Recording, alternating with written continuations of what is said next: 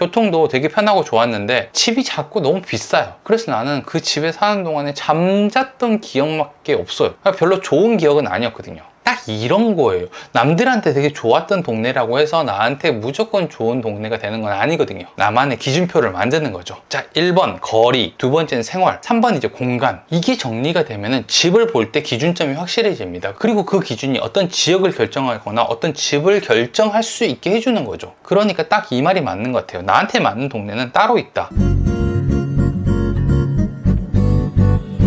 안녕하세요, 버스너입니다.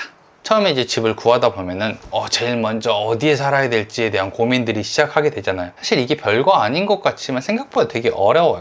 그렇잖아요. 우리 그 주말에 어디 놀러 간다라고 해도 어디 갈지에 대한 결정을 하는 게 쉽지가 않잖아요. 근데 2년 동안 내가 살 집을 고른다라고 하면은 당연히 어려워요. 또 주변에서 말을 되게 많이 하거든요. 누구는 회사 근처에서 살아야 된다. 누구는 주변에 아는 사람이 많은 곳에 가야 된다. 또 아는 사람이 없는 곳으로 가야 된다. 아니면 또 주말에 놀러 가기 편한 곳으로 가야 된다. 다 얘기를 많이 해주거든요. 근데 이런 말을 들으면 들을수록 결정이 쉬워지는 게 아니라 선택지가 다 늘어나는 거란 말이에요. 그러다 보면 이제 멘붕 오는 거예요.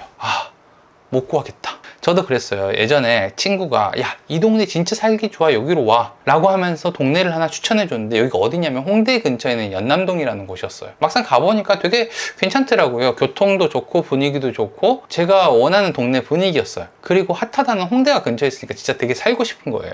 근데 살아보니까 그렇더라고요. 친구는 노는 것도 되게 좋아하고 활발하고 친구도 많고 주말마다 뭐 어딘가를 갑니다. 그러니까 여기가 너무 살기 좋았는데 제가 막상 살아보니까 나는 홍대라는 곳이 필요한 사람이 아니에요.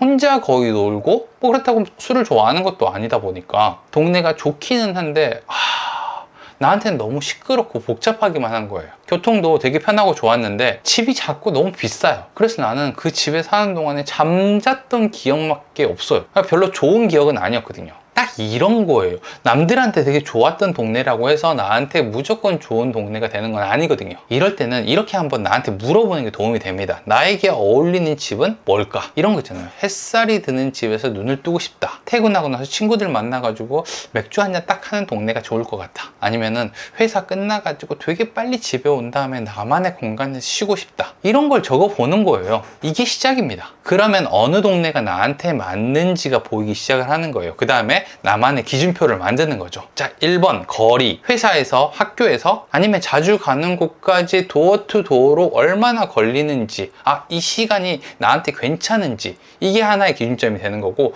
두 번째는 생활, 지하철역을 어떻게 이용하는지, 편의점이 있는지, 맛집이 있는지, 배달이 잘 되는지, 내가 자주 가는 곳이 있는지, 이런 게 이제 두 번째 기준이 되는 거죠. 3번 이제 공간, 혼자 있을 때 내가 편하게 살 수 있는지, 아니면 친구들을 초대할 수 있는 건지, 가장 나다운 곳인지, 이렇게 기준을 정리해 보는 거예요. 이게 정리가 되면은 집을 볼 때 기준점이 확실해집니다. 그리고 그 기준이 어떤 지역을 결정하거나 어떤 집을 결정할 수 있게 해주는 거죠. 그러니까 이런 것들이 결정이 돼야지 뭔가가 보이기 시작하는 거예요. 누군가가 살기 좋다라고 했던 동네가 나한테는 너무 불편할 수도 있고 나한테 너무 좋았던 동네가 다른 사람들에게 불편할 수도 있습니다. 그러니까 딱 이 말이 맞는 것 같아요. 나한테 맞는 동네는 따로 있다. 그 기준도 따로 있는 것 같아요. 이번에는 내가 집을 구할 때 지역을 어떻게 구하는지에 대한 내용들을 얘기했는데 다음번엔 조금 더 유용한 내용을 찾아오도록 하겠습니다. 구독과 좋아요, 알람 설정 꼭 해주시고요. 감사합니다. 저는 버튼홍이었습니다.